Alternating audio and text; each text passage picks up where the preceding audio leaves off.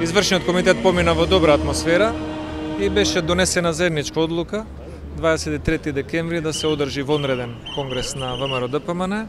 Сега тоа што преостанува извршниот комитет да ја пренесе таа одлука на Централниот комитет за да биде потврдена.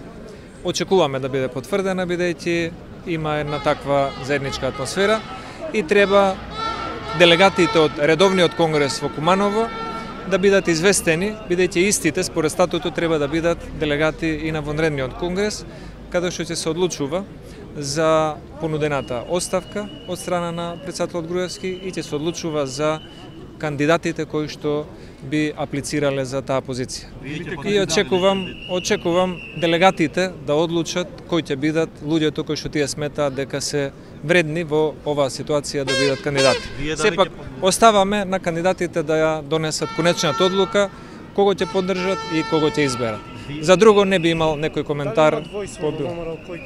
Има една заедничка позиција дека најважно ни е овој потек што е најавен да се случи и втората работа која што ни е приоритет е кохезијата во партијата да се зачува на едно високо ниво како што е и во сегашниот момент.